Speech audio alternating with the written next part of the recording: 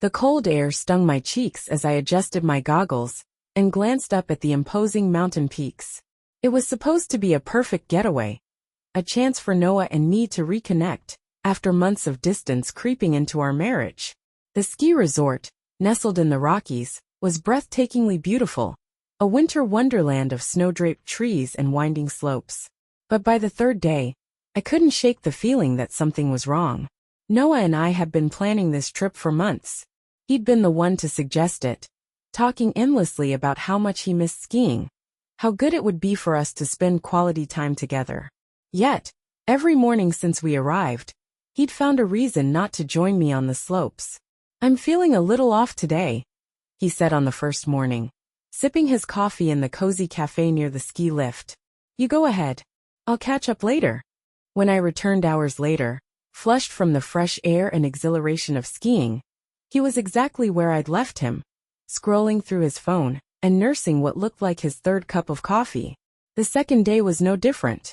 "I tweaked my knee yesterday," he claimed, wincing dramatically as he stretched his leg under the cafe table. "I think I'll sit this one out." It annoyed me, but I didn't want to start a fight. After all, wasn't this trip supposed to bring us closer? I brushed it off, trying to convince myself that maybe he just needed to unwind. By the third morning, my patience was wearing thin. "Are you coming with me today?" I asked, my voice sharper than I intended. He hesitated, his eyes darting toward the cafe. "I think I'll hang back again. I'm just not feeling up to it." The familiar knot of disappointment tightened in my chest, but I forced a smile and headed out on my own. The slopes were crowded with couples laughing and families snapping photos, and I couldn't help but feel a pang of envy. This was supposed to be us. Instead, I was alone, and Noah was back at that cafe, glued to his phone. By lunchtime, I decided I'd had enough. After a few more runs, I peeled off my gloves and checked my phone. Noah hadn't texted once. Something felt off. I told myself I was imagining things, but my feet carried me toward the cafe anyway. As I pushed open the door, a wave of warm air and the smell of cinnamon hit me. The place was buzzing with skiers taking a break, their laughter and chatter blending with the clatter of mugs and plates. It took me a moment to spot him, but when I did, my stomach dropped. Noah wasn't sitting alone. He was at a table near the window, his back to me, leaning close to a woman I didn't recognize. She was beautiful in that effortless way that made me instantly self-conscious. Long blonde hair, rosy cheeks, her ski jacket unzipped to reveal a fitted sweater. Noah's arm was draped over the back of her chair, his posture relaxed in a way I hadn't seen in months. For a moment I couldn't move. My chest tightened, and my vision blurred as a dozen thoughts raced through my mind. Was this why he'd been avoiding the slopes? Who was she? And how long had this been going on? I forced myself to move forward, my boots crunching softly against the floor. He didn't notice me until I was standing right next to the table. When he looked up, his eyes widened in surprise, and for a split second, I saw panic flash across his face. "Claire," he said, his voice too casual. "What are you doing here?"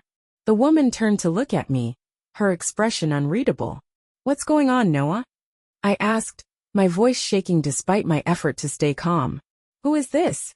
He hesitated, his hand dropping from the back of her chair. This is Kara. She's been helping me." "Helping you?" I repeated, my voice rising. "With what exactly?" He shifted uncomfortably, glancing at Kara before looking back at me. "She was just helping me choose some ski trails for us to try tomorrow. That's all." I stared at him, incredulous. "Are you serious?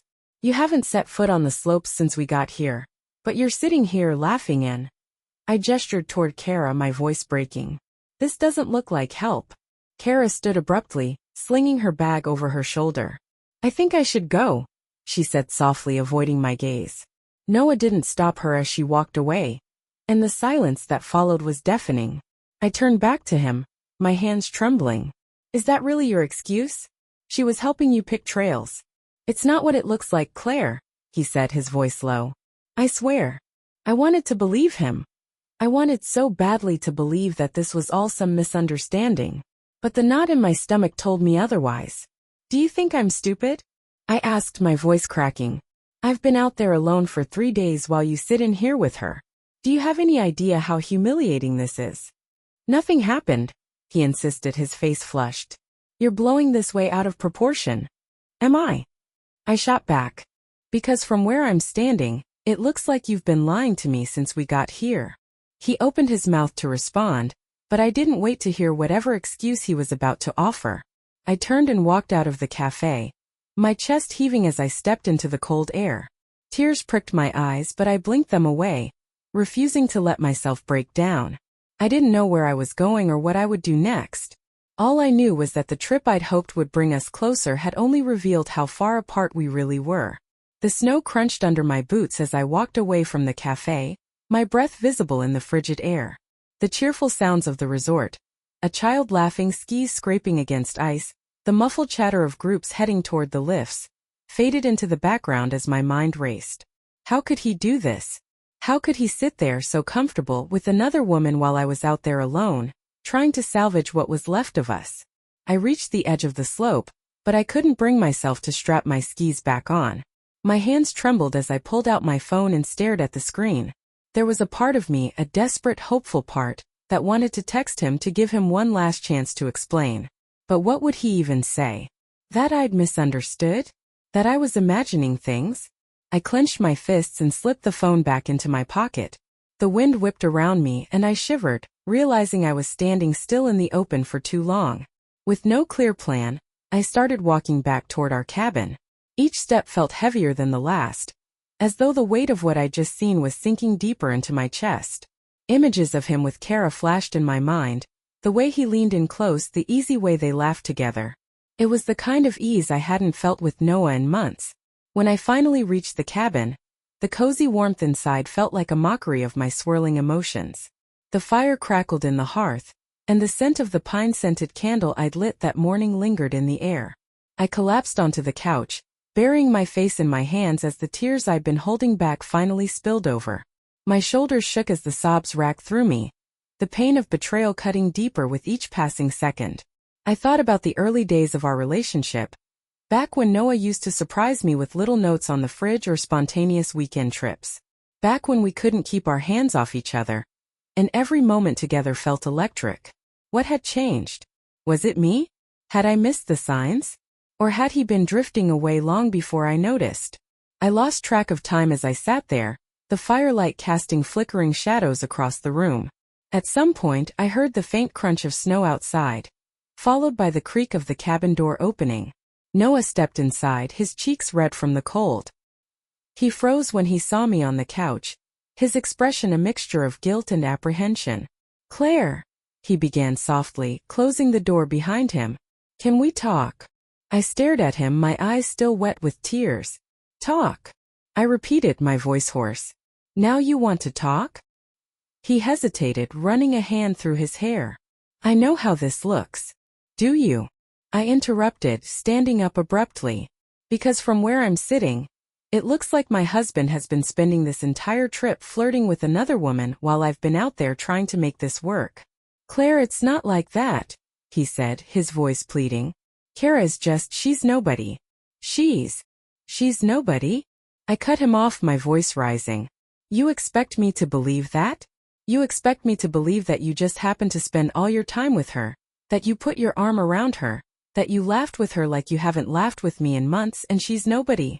He opened his mouth to respond, but I didn't let him. "Do you even hear yourself? Do you have any idea how humiliating this is for me? How lonely I felt this whole trip while you've been in that cafe with her?" "It wasn't like that," he said again, his tone growing more frustrated. "You're blowing this out of proportion. Stop saying that." I snapped, my voice cracking. "Stop acting like I'm crazy for being upset. I saw you, Noah. I saw the way you looked at her. And it wasn't the look of someone who's just getting help." He flinched, his jaw tightening. For a moment, neither of us said anything. The only sound was the crackling of the fire, a stark contrast to the storm raging between us. Finally, he sighed and sank into the armchair across from me, burying his face in his hands. "I didn't mean for this to happen," he said quietly. "I don't even know how it got to this point." My stomach twisted at his words. "Got to what point?" I asked, my voice barely above a whisper. Are you saying there's something between you two?" He looked up at me, his eyes filled with regret. No, he said quickly. I mean, no, not really. I don't know. She was easy to talk to. Things have been so tense between us lately, and You guess you what? I demanded, my voice rising again. You guess you decided to pour your heart out to some stranger instead of your wife? He looked away, unable to meet my gaze. It wasn't like that, he muttered. I felt like I could breathe around her. Like I wasn't walking on eggshells. His words hit me like a punch to the gut. Eggshells. I repeated, my voice trembling. Is that what this is? Is that what I am to you now? A burden? No, he said quickly, standing up and taking a step toward me. That's not what I meant. Then what did you mean, Noah? I asked, backing away from him. Because from where I'm standing, it sounds like you've already checked out of this marriage. Don't say that, he said, his voice cracking. Don't you dare say that. I love you, Claire. Do you? I shot back, tears streaming down my face again. Because if you did, you wouldn't have spent this trip with her instead of me. He reached for me, but I pulled away, shaking my head. I can't do this right now, I said, my voice barely above a whisper. I need space. Claire. Just go, I said, cutting him off. Go sleep in the other room. Or don't. I don't care. I can't look at you right now. He hesitated, his face crumpling with pain, but he finally nodded and turned toward the guest room. The door clicked shut behind him, leaving me alone with the firelight and the suffocating weight of what had just happened. The silence in the cabin after Noah closed the door was deafening. The only sound was the faint crackle of the fire, a sound that should have been comforting but now felt oppressive, like it was mocking the warmth we were supposed to share. I sat back down on the couch, staring blankly at the flames as my mind raced in circles. How had it come to this? How had the man I loved, the man I had built my life with, become someone I barely recognized? I tried to piece it all together, to find the exact moment when everything had shifted. Was it the late nights he started spending at work? The way his laughter had grown less frequent? Or was it me? Had I missed some sign, some signal that he was unhappy, that he was slipping away? My chest tightened as I thought about the effort I had put into this trip. Booking the cabin, planning the activities, convincing myself that it would bring us closer. Instead, it had become a cruel spotlight on how far apart we really were. I didn't sleep that night. I lay awake on the couch, the blanket I'd wrapped around myself offering little comfort. Every time I closed my eyes, I saw them together. The way he leaned into her, the way she smiled at him. That image was burned into my mind, a sharp, unrelenting ache that wouldn't let me rest. Around dawn, I gave up on pretending to sleep and made myself a cup of coffee, the bitter warmth doing little to soothe my frayed nerves. By the time Noah emerged from the guest room, the sun was just beginning to rise, casting a pale light over the snow-covered landscape outside. He hesitated in the doorway, his disheveled appearance a stark contrast to the polished, confident man I had once adored. For a moment he just stood there, looking at me with an expression I couldn't quite place. Regret? Sadness? Guilt? Maybe all three. Claire, he said finally, his voice rough from sleep. Can we talk? I didn't look at him. I stared down at my coffee mug, my fingers tightening around it as if it were the only thing grounding me. I don't know if I want to hear what you have to say, I admitted, my voice flat. Please, he said, taking a tentative step closer. I need to explain. I let out a bitter laugh, shaking my head. Explain what? That you felt stifled in your own marriage? That you needed someone else to make you feel alive again? Go ahead, Noah. I'm all ears. He flinched at my words, but to his credit, he didn't back down. He sat down in the armchair across from me, his hands clasped together as he leaned forward. You're right, he said quietly. I haven't been fair to you. I've been distant and I've been selfish. I wasn't thinking about how my actions would affect you. No, you weren't, I said sharply, finally looking up at him. You were too busy cozying up to someone else to think about me. It wasn't like that, he insisted, his voice desperate. I swear to you, Claire, nothing happened between me and Kara. I never touched her. I never. You put your arm around her, I interrupted. You laughed with her. You looked at her like she was the most interesting person in the world. Do you have any idea how that felt? To see you like that with someone else, when you haven't looked at me that way in years. His face crumpled and for a moment I thought he might cry. I didn't mean to hurt you, he said softly. I don't even know why I guess I was just looking for an escape. An escape from what? I demanded. From me? From our life together. No, he said quickly, shaking his head. Not from you. From the pressure. From feeling like I was failing you. Like I was failing us. I stared at him, my heart pounding. Failing us. I repeated. Noah, the only way you failed us is by not trying. By not talking to me. You don't get to use your insecurities as an excuse to betray my trust. He nodded, his shoulders slumping. You're right, he said again, his voice barely above a whisper. I should have talked to you. I should have. God, I don't even know what I should have done. But I know I've screwed up. And I know I don't deserve your forgiveness. For a long time neither of us spoke. The weight of his words hung in the air, heavy and suffocating. Part of me wanted to scream at him, to throw the mug in my hands against the wall and watch it shatter. Another part of me wanted to collapse into his arms, to let him hold me and promise that everything would be okay. But I couldn't do either. I was too angry, too hurt, too lost.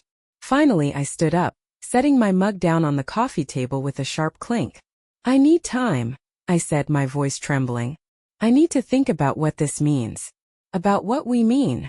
Take all the time you need, he said quickly, standing as well. I'll do whatever it takes to make this right. I swear, Claire, I'll do anything. I nodded, not trusting myself to speak. Without another word I grabbed my coat and stepped outside, the cold air biting at my skin. I didn't know where I was going. I just knew I couldn't stay in that cabin. In that suffocating space filled with broken promises and unanswered questions. As I walked through the snow, the crisp silence of the mountains enveloped me. It was peaceful, almost serene, but I felt no comfort in it. My thoughts were a storm swirling with anger, sadness, and confusion. What did I want? Could I ever trust Noah again? And if I couldn't, what would that mean for us? For the life we had built together? The questions followed me like shadows, their weight pressing down on me as I walked. For the first time I realized that no matter what happened next, nothing would ever be the same. Something between us had broken, and I didn't know if it could ever be repaired. The cold air burned my lungs as I trudged through the snow, each step crunching beneath my boots. I didn't know where I was going, but the idea of staying in the cabin, trapped with my thoughts and Noah's pleas, was unbearable. My feet carried me along a narrow path that wove between the trees, the tall pines dusted with fresh snow. It should have been beautiful, serene, but all I could feel was the weight pressing on my chest, the relentless ache of betrayal and uncertainty. I tried to focus on the stillness around me, on the quiet beauty of the forest, but my mind wouldn't stop spinning. His words replayed over and over, his apologies, his excuses. I didn't mean to hurt you, he'd said, as if that made it any better. As if his intention somehow erased the image of him leaning toward her, his arm draped casually over her chair, his face lit with the kind of ease I hadn't seen in years. The kind of ease that should have been reserved for me. How long had he felt this way? How long had he been pulling away without me noticing? Or worse, how long had I noticed but convinced myself it wasn't real? I thought about the times he'd come home late, distracted and distant. The nights he'd rolled over in bed without so much as a goodnight kiss. I told myself it was normal, that every marriage went through phases, that the spark always dimmed eventually. But now I couldn't help but wonder if I'd been fooling myself all along. The path ended at a small clearing, and I stopped, my breath visible in the icy air. In the distance I could see the peaks of the mountains, their jagged edges cutting into the pale blue sky. It was stunning, the kind of view that should have taken my breath away. But all I could think about was how alone I felt. Not just now, standing here in the snow, but in general. In my marriage. In my life. I sat down on a fallen log, the cold seeping through my pants as I buried my face in my hands. My tears came slowly at first, then faster, until I was sobbing uncontrollably, the sound muffled by the emptiness of the forest. I cried for the life I thought I had, for the man I thought I knew, for the future that now seemed so uncertain. I cried for the part of me that still loved him despite everything, and for the part of me that didn't know if it ever could again. I didn't know how long I sat there, the cold biting at my skin, my tears freezing on my cheeks. Eventually, I heard the faint sound of footsteps crunching through the snow, and my body tensed. I looked up to see a figure emerging from the trees, their silhouette familiar even in the distance. It was Noah. Of course it was Noah. "Claire," he called out, his voice breathless from the cold and the effort of following me. "I've been looking everywhere for you." I didn't move. I didn't speak. I just watched as he approached, his face pale and drawn, his eyes filled with something I couldn't quite place. Worry? Regret? Desperation? When he finally reached me, he stopped a few feet away, as if unsure whether he was welcome to come closer. "You didn't have to follow me," I said finally, my voice hoarse from crying. "Yes, I did," he said softly. "I couldn't just let you leave like that." I let out a bitter laugh, shaking my head. "And what, Noah? You thought you'd come out here and say the perfect thing to make it all better? To fix everything?" "No," he admitted, his shoulders sagging. "I don't think I can fix this. I didn't want you to feel like you had to go through this alone."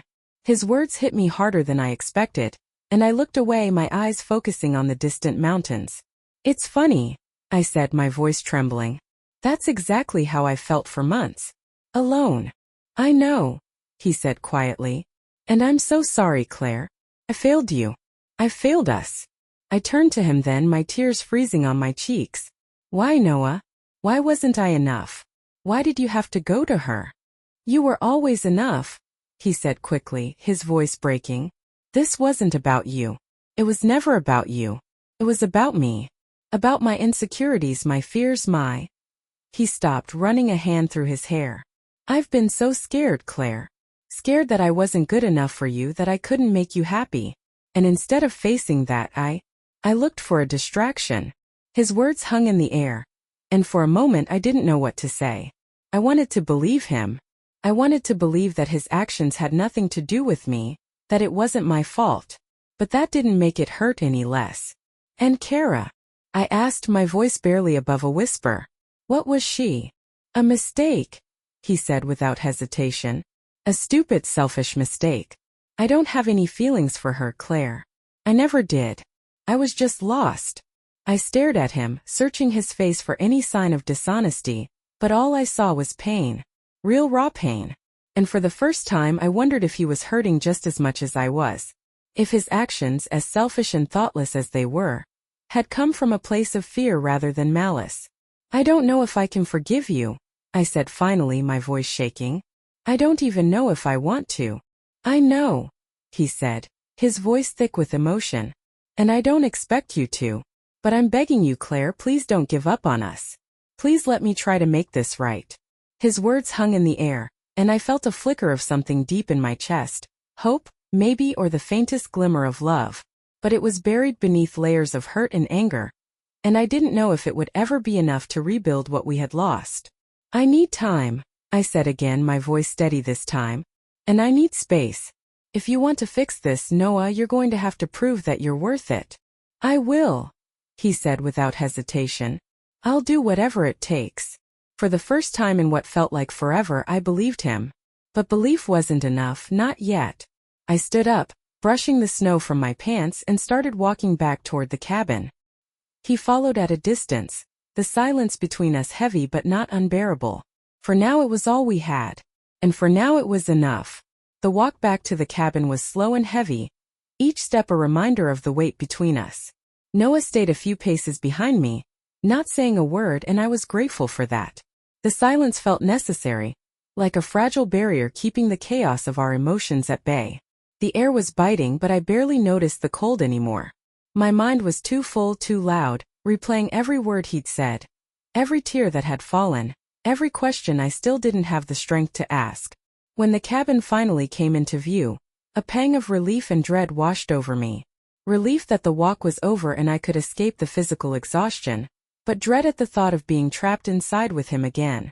The cabin, which had felt so inviting and cozy when we arrived, now felt claustrophobic, as though its walls were closing in on us. But there was nowhere else to go. No other choice but to face whatever came next. I pushed the door open and stepped inside, the warmth from the fire still lingering. Noah followed, closing the door softly behind him. The sound of it clicking shut echoed in the stillness. I moved to the couch and sat down, wrapping the blanket around my shoulders. He hesitated by the door, as though unsure if he should come closer or give me space. "Sit," I said finally, my voice flat. He obeyed, sinking into the armchair across from me. For a long moment neither of us spoke. The only sound was the faint crackle of the fire, the same sound that had filled the cabin the night before when everything had come crashing down. "I don't know where to start," he admitted, his voice low. "I don't even know if anything I say will matter." I looked at him, my expression unreadable. "You're right," I said. "It might not. But if you're serious about trying to fix this, then you'd better figure out how to start." He took a deep breath, his hands clasped tightly together, as if he were trying to hold himself together. "I've been thinking about everything," he began. "About how we got here. And I realize now that I've been lying to myself, just as much as I've been lying to you." "What do you mean?" I asked, my voice quieter than I expected. "I've been unhappy," he admitted. "Not with you. Not with us. But with myself. I've felt lost, like I'm not the man I used to be. Like I'm not enough for you anymore. And instead of talking to you about it, instead of being honest, I let it fester. I let it push me further and further away from you." I stared at him, my chest tightening. His words hit a nerve I hadn't even realized was exposed.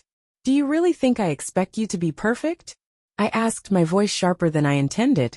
"Do you think I've never had doubts, never felt like I wasn't enough? That's what marriage is, Noah. It's messy and complicated, and sometimes it feels impossible. But you don't get to run away from that. You don't get to escape to someone else just because it's hard." "I know," he said, his voice breaking. "I know I should have come to you. I should have trusted you enough to let you see me at my worst. But I didn't. I was scared, Claire. Scared that if I admitted how I was feeling, you'd stop loving me." Tears welled up in my eyes again, but I refused to let them fall. "And instead, you made me feel like I wasn't enough. Like I wasn't worth fighting for." His head dropped, and for a moment I thought he might cry. "I know," he said again, his voice barely audible. "I've hurt you in ways I can't even begin to understand. And I don't expect you to forgive me. I don't even know if I deserve it. But I love you, Claire. I love you more than anything. And I'll spend the rest of my life proving that to you if you let me." I looked away, my vision blurring as the tears I'd been holding back finally spilled over.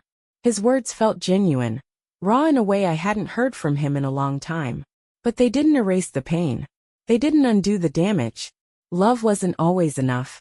And I didn't know if it would be this time. "I don't know if I can," I admitted, my voice trembling. "I don't know if I can trust you again. And without trust, what are we?" He didn't answer right away. He just sat there, his hands gripping the armrests of the chair, as though he were bracing himself. "We're still us," he said finally.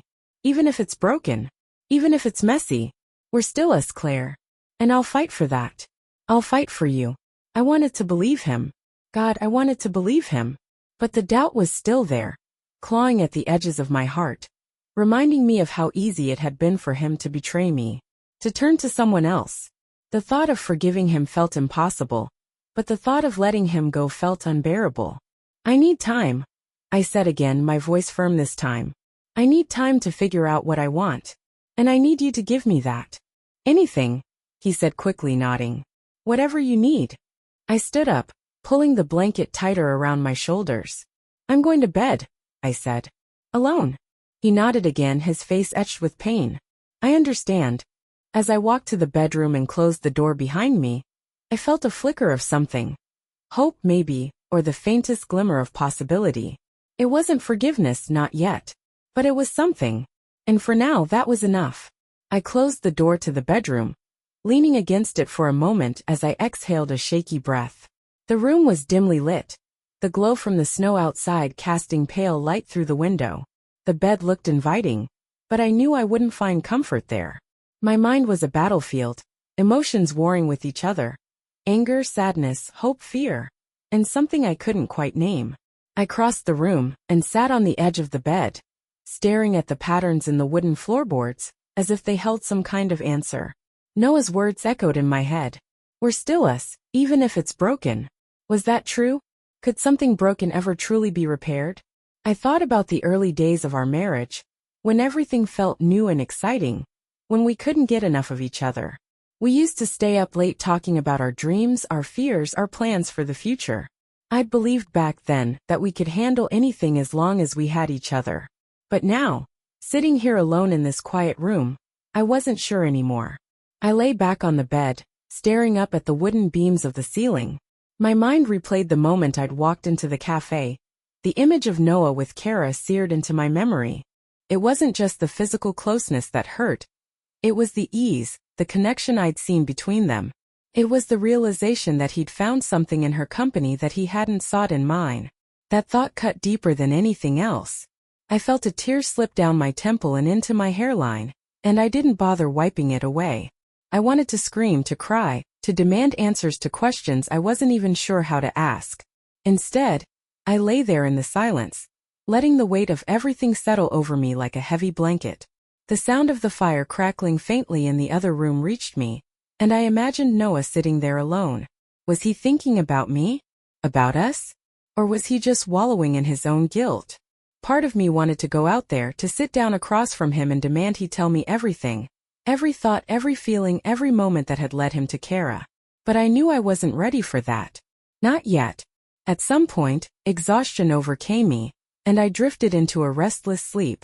My dreams were fragmented and disjointed. Images of snow-covered mountains, the cafe, Noah's face, Kara's smile. I woke several times during the night, the uneasy feeling in my chest never fully leaving. When the first light of dawn began to creep through the window, I gave up on sleep entirely. I sat up and pulled on a sweater, the chill of the morning air biting at my skin. The cabin was still silent, and I wondered if Noah was still asleep or if he'd stayed up all night.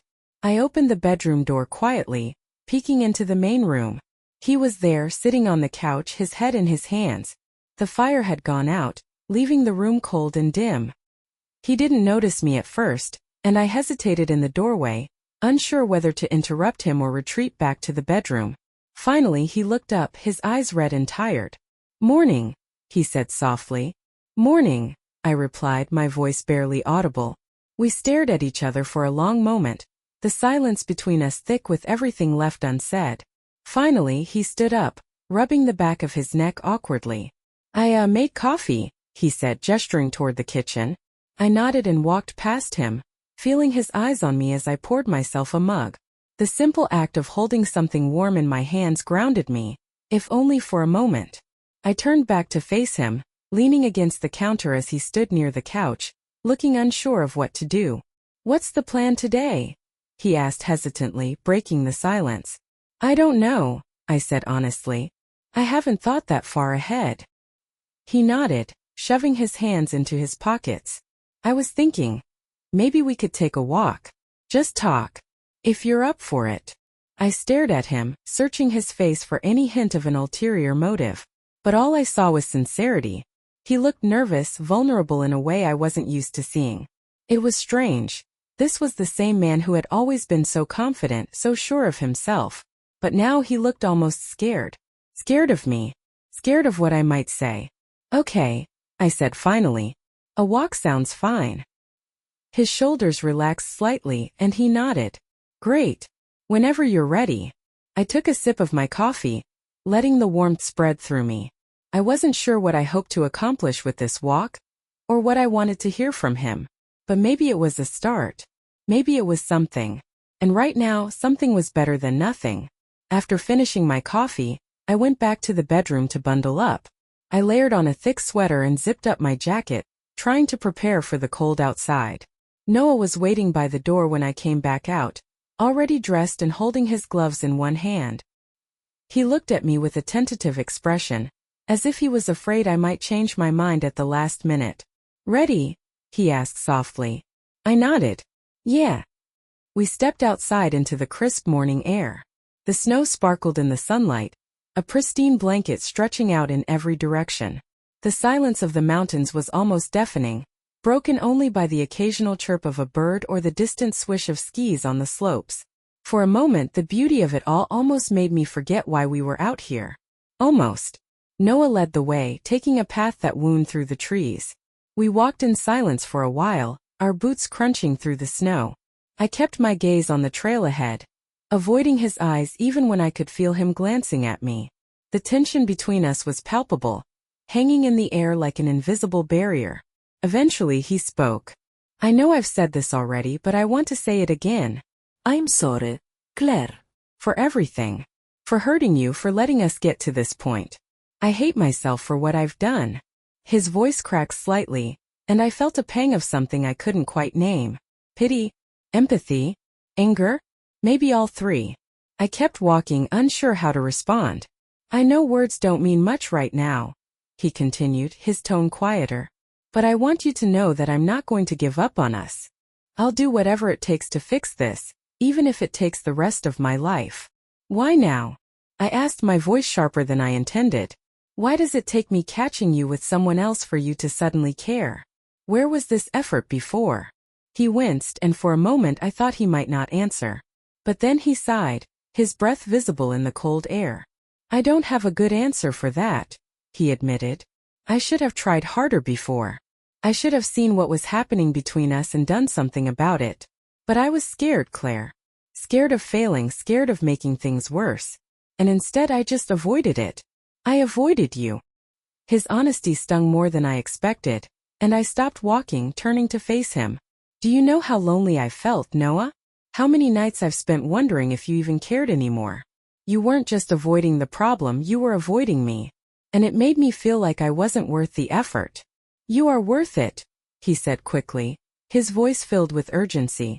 You've always been worth it. I just didn't know how to show it. I let my own insecurities get in the way, and I hurt you because of it. I hate myself for that. I studied his face, searching for any sign of insincerity, but all I saw was raw emotion. He looked different somehow, older, more vulnerable. For the first time in a long time he seemed completely open, completely honest. And that scared me. Because if he was telling the truth, it meant I had a choice to make. A choice I wasn't sure I was ready for. I don't know if I can forgive you, I said finally, my voice trembling. I don't know if I'll ever be able to trust you again. And without trust, what's the point? I'll earn it back, he said immediately. I don't care how long it takes, Claire. I'll do whatever it takes to prove to you that I'm worth trusting again. Just, please don't give up on us. I looked away, my eyes stinging with unshed tears. Part of me wanted to believe him, to hold on to the hope that we could somehow rebuild what we'd lost. But another part of me, an angrier, more wounded part, wanted to push him away, to protect myself from getting hurt again. I don't know, Noah, I said quietly. I just don't know. He didn't respond right away, and we stood there in silence, the cold air biting at our skin. Finally he took a step closer, his voice soft but steady. I know I can't undo what I've done, he said. But I promise you, Claire, I'll spend the rest of my life trying to make it right. I'll do whatever it takes to make you happy again. His words hung in the air, heavy with emotion. I wanted to believe him, God, I wanted to believe him, but I knew it wouldn't be that simple. Healing would take time and trust wouldn't come easily. But as I stood there staring into his eyes, I felt a flicker of something. Hope, maybe, or the faintest glimmer of possibility. It wasn't forgiveness, not yet. But it was a start. And for now that was enough. The rest of the walk passed in silence. The snow beneath our boots seemed louder than any words we could have spoken. Each step a reminder of the distance between us. I kept my eyes ahead, focusing on the path winding through the trees, the soft crunch of snow filling the spaces where conversation should have been. The cold air stung my cheeks, but I barely felt it.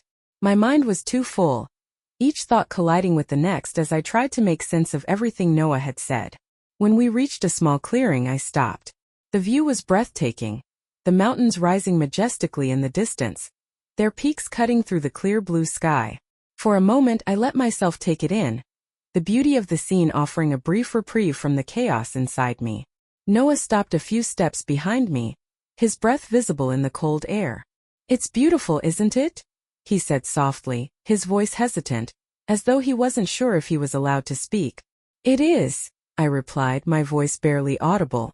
We stood there for a while, side by side but not touching, the silence between us heavy but not entirely unwelcome. For the first time in what felt like days, I allowed myself to simply exist in the moment, to breathe in the cold, clean air, and let the stillness wash over me. "I miss this," he said suddenly, his voice breaking the quiet. "I miss being with you like this." I didn't respond. His words stirred something inside me, a mix of longing and sadness that I couldn't fully articulate. I wanted to tell him that I missed it too, that I missed us, but the words wouldn't come. Instead, I crossed my arms over my chest, as though trying to shield myself from the vulnerability his confession brought out in me. He turned to face me, his expression raw and open in a way I hadn't seen in a long time. "Claire," he began, his voice trembling slightly, "I know I've let you down. I know I've hurt you in ways that might be impossible to fix. But I need you to know that I'm not giving up. On us, on you, on everything we've built together. I can't." I looked at him, my chest tightening at the desperation in his eyes. "Noah," I said, my voice soft but firm, "I don't know if love is enough anymore. What you did, it broke something in me. In us. And I don't know if we can ever get it back." He stepped closer, his movements slow and deliberate, as though afraid that any sudden motion might scare me away. "I don't expect you to forgive me overnight," he said. "I don't even know if I deserve it. But I'm asking you, begging you, to give me the chance to show you that I can be better. That I can be the man you fell in love with again." I held his gaze, my heart pounding in my chest. His words felt genuine, his vulnerability undeniable. But the wounds were still fresh, the pain still sharp, and I wasn't sure if I was ready to let him back in. "I don't know if I can," I said finally, my voice trembling. "I don't know if I want to." He nodded slowly, his shoulders sagging as though the weight of my words had physically pressed down on him. "I understand," he said quietly. "Ego. But I'm not giving up, Claire. Not on you. Not on us. I'll do whatever it takes for however long it takes. I need you to know that." Tears welled up in my eyes and I turned away, unable to face him any longer. The view of the mountains blurred as I blinked them back, my emotions swirling like a storm inside me. I wanted to believe him. I wanted to believe that he could be the man I once trusted with my whole heart. But part of me was terrified that trusting him again would only lead to more pain. "I need time," I said, my voice barely above a whisper. "I need time to figure out if I can even do this." "Take all the time you need," he said immediately. I'll wait as long as it takes." His words hung in the air, and I felt a flicker of something deep inside me. A tiny ember of hope that refused to be extinguished, no matter how much pain I felt. I turned back to him, my eyes meeting his, and for the first time in days, I allowed myself to see the man I had fallen in love with. The man who, despite everything, still held a part of my heart. "Let's go back," I said finally, my voice steady. "It's getting cold." He nodded, his expression unreadable, and we began the slow walk back to the cabin. The silence between us felt different this time. Not as heavy, not as final. It wasn't forgiveness and it wasn't trust. But it was something. And for now it was enough to keep us moving forward one step at a time. As we approached the cabin, the sight of its familiar wooden frame nestled against the backdrop of the snow-dusted forest brought a sense of uneasy calm. The walk back had been quiet, but not the same tense silence that had filled so many of our conversations before. It was different now, less like a void and more like the space needed for something to grow. I wasn't sure if that something was healing, or simply the realization that the past couldn't be erased. Either way, it felt like a step. Noah opened the door and held it for me, the small gesture catching me off guard. I stepped inside, the warmth of the cabin wrapping around me like a tentative embrace. The fire was still out, but the lingering scent of burned wood and pine reminded me of the days when this trip had been filled with hope, when I thought it might save us. Now I knew better. A ski trip couldn't fix a marriage any more than a bandage could fix a broken bone. "I'll make more coffee," Noah offered, moving toward the kitchen without waiting for my response. I watched him for a moment, his movements slow and deliberate, like someone carrying a fragile object they couldn't bear to drop. He wasn't the same man I'd seen laughing with Kara in the café. Or maybe he was, and I was finally seeing the cracks beneath the surface, the flaws and fears he'd been hiding for so long. I sat down on the couch, pulling the blanket over my lap as I stared at the cold hearth. Part of me wanted to get up, to light the fire again and bring some warmth back into the space. But another part of me felt like the fire should stay out, like it was a symbol of everything that had gone wrong. A marriage that had cooled, a connection that had burned out. Noah returned a few minutes later, placing a steaming mug in front of me before sitting down in the armchair across the room. He didn't speak and neither did I. The silence between us stretched on, the weight of the morning still pressing heavily on my chest. Finally I broke the quiet. "Noah," I began, my voice barely above a whisper. "I don't know if we can fix this." His head snapped up, his eyes filled with panic. "Claire, let me finish," I said, cutting him off gently. "I don't know if we can fix this. But I do know that I'm not ready to give up. Not yet." Relief flooded his face and he leaned forward, his elbows resting on his knees. "That's all I need," he said softly. "Just a chance." I nodded, my fingers tightening around the mug in my hands. "But this isn't going to be easy. And I can't promise you anything. There's too much hurt, too much damage. You'll have to be patient. And I'll need time." "I understand," he said quickly. "Whatever it takes. I'll wait as long as you need." We sat there for a long time, the sound of the wind outside filling the gaps between our words. I thought about everything we'd been through, the love that had once felt unshakable, the cracks that had formed over time, and the painful moment when those cracks had finally split us apart. I didn't know if we could rebuild what we'd lost, but for the first time I felt like we might be able to try. Noah stood up and moved toward the fireplace, grabbing the stack of wood we'd brought in on our first day. He worked quietly, arranging the logs and lighting the kindling until the flames began to grow. The warmth spread slowly through the room, and I found myself drawn to it, just as I had been so many times before. He sat back down, his eyes meeting mine across the flickering light. For a moment we didn't say anything. We didn't need to. The fire burned steadily, its warmth a quiet reminder that even in the coldest moments, there was still a chance for something to be rekindled. And maybe, just maybe, that chance was enough.